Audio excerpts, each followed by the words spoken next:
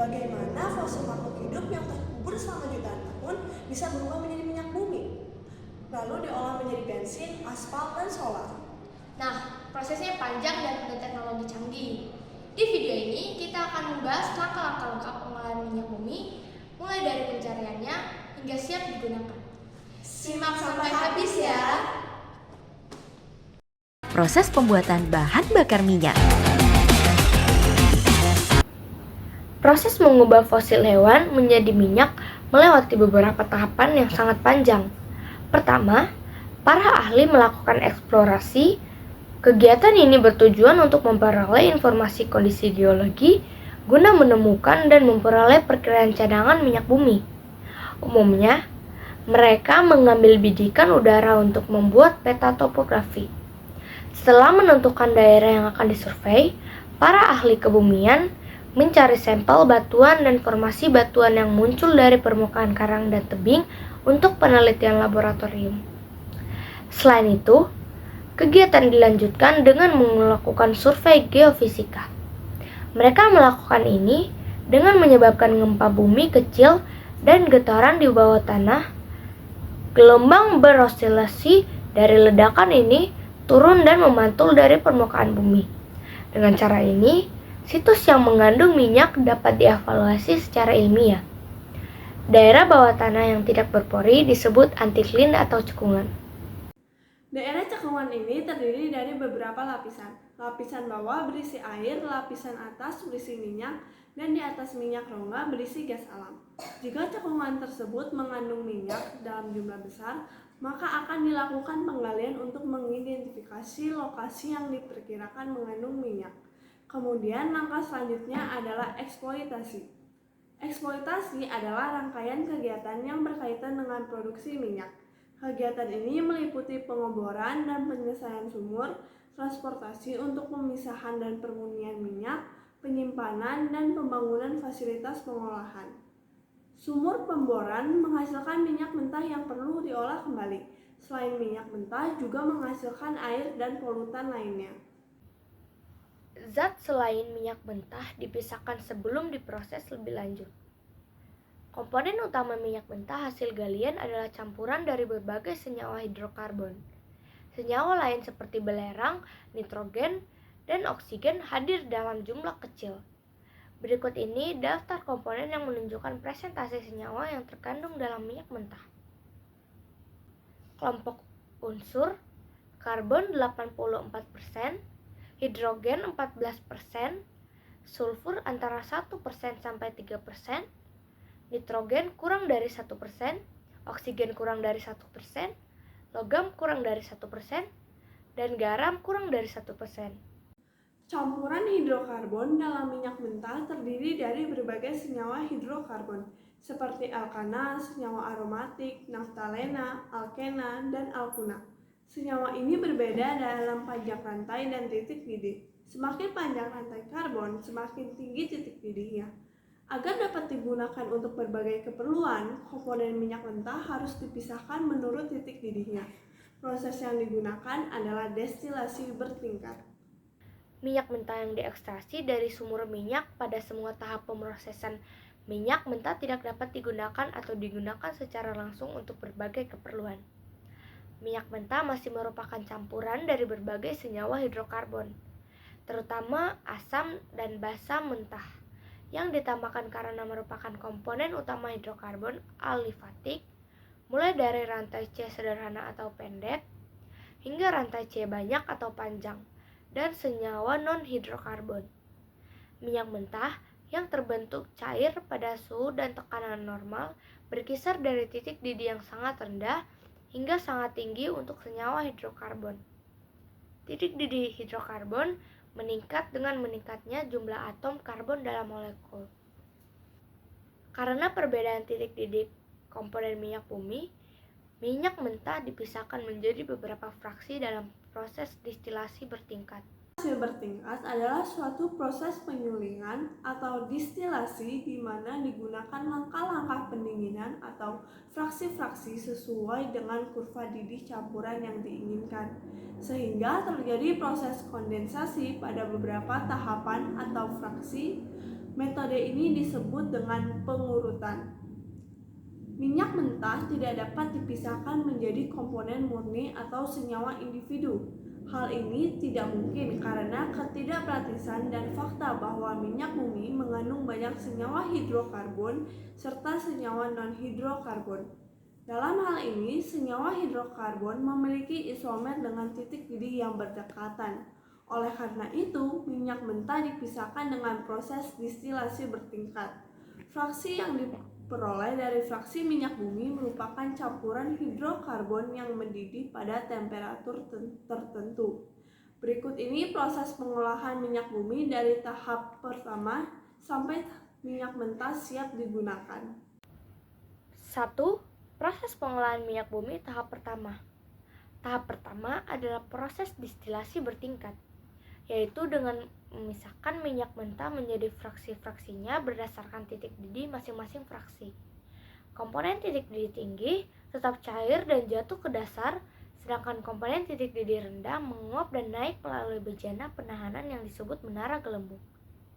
Semakin tinggi suhu, semakin rendah suhu menara distilasi fraksional. Akibatnya, komponen titik didih tinggi mengebun dan memisahkan. Komponen titik didih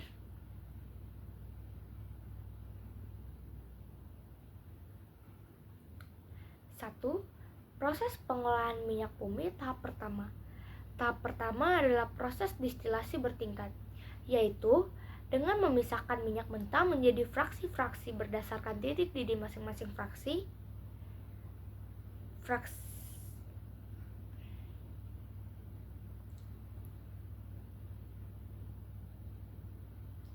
Satu, proses pengolahan minyak bumi tahap pertama. Tahap pertama adalah proses distilasi bertingkat, yaitu dengan memisahkan minyak mentah menjadi fraksi-fraksi berdasarkan titik didih masing-masing fraksi. Komponen titik didih tinggi tetap cair dan jatuh ke dasar, sedangkan komponen titik didih rendah menguap dan naik melalui bejana penahanan yang disebut menara gelembung. Semakin tinggi suhu, semakin rendah suhu menara distilasi fraksional. Akibatnya, komponen titik didih mengembun dan memisahkan, dan komponen titik didih rendah naik dan kembali ke keadaan semula. Misalnya, pastikan bahwa komponen yang mencapai puncak menara adalah komponen gas pada suhu kamar. Hasil sortasi Oily adalah sebagai Pecahan pertama. Fraksi ini menghasilkan fraksi yang paling ringan. Minyak mentah dengan titik didih di bawah 30 derajat Celcius berarti berwujud gas pada suhu kamar. Gas pada tahap ini adalah bentuk gas yang awalnya larut dalam minyak mentah, sedangkan bentuk gas yang tidak larut akan dipisahkan saat proses pengeboran berlangsung. Gas yang dihasilkan pada tahap ini adalah bentuk unsur liquid natural gas yang mengandung unsur utama propana dan butana, dan liquid petroleum gas yang mengandung metana dan etana. Fraksi kedua. Pada fraksi ini dihasilkan petroleum ether. Perlu diketahui bahwa minyak bumi pada titik didih lebih kecil dari 90 derajat Celcius masih berbentuk uap dan akan masuk ke bagian pendinginan dengan suhu 30 derajat Celcius sampai 90 derajat Celcius. Pada tahap ini, bahan petroleum ether atau bensin ringan kemudian akan mengalami pencairan dan keluar ke bagian penampungan di petroleum ether. Petroleum ether adalah campuran alkana dengan rantai C5H12 hingga C6H14. 3. Fraksi ketiga. Fraksi ini menghasilkan bensin gasolin, minyak mentah dengan titik didih kurang dari 175 derajat Celcius masih berupa uap dan masuk ke kolom pendingin pada suhu antara 90 derajat Celcius sampai 175 derajat Celcius. Dengan cara ini, bensin meleleh dan bocor ke tangki bensin. Bensin adalah campuran alkana dan rantai C6H14 sampai C9H20. 4. Fraksi keempat. Fraksi ini menghasilkan nafta, minyak mentah dengan titik didih kurang dari 200 derajat Celcius masih berupa uap dan masuk ke kolom pendingin pada suhu antara 175 derajat Celcius sampai 200 derajat Celcius. Rute ini mencairkan nafta ke dalam reservoir nafta. Nafta adalah campuran alkana dan rantai C9H20 sampai C12H26. Fraksi kelima. Fraksi ini menghasilkan minyak tanah atau kerosene. Minyak mentah dengan titik didih kurang dari 275 derajat Celcius masih berupa uap dan masuk ke kolom pendingin pada suhu antara 175 derajat Celcius sampai 275 derajat Celcius. Pada jalur ini minyak tanah meleleh dan bocor ke reservoir minyak tanah. Minyak tanah merupakan campuran alkana dan rantai C12H26 sampai C15H32. 6. Fraksi ke-6. Fraksi ini menghasilkan minyak ringan, minyak mentah dengan titik didih kurang dari 375 derajat Celcius masih berupa uap dan masuk ke kolom pendingin pada suhu antara 250 derajat Celcius sampai 375 derajat Celcius. Dengan cara ini, minyak ringan meleleh dan masuk ke reservoir minyak ringan. Minyak solar adalah campuran rantai alkana dan C15H32 sampai C16H34. 7. Fraksi ke-7. Pecahan ini memberikan residu. Minyak mentah dipanaskan hingga suhu tinggi melebihi 375 derajat Celcius yang menyebabkan penguapan. Rute ini menghasilkan residu yang tidak mudah menguap dan menguap.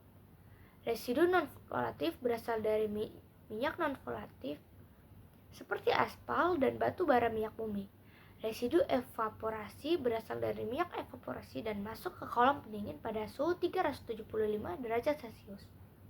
Minyak pelumas digunakan untuk melumasi mesin.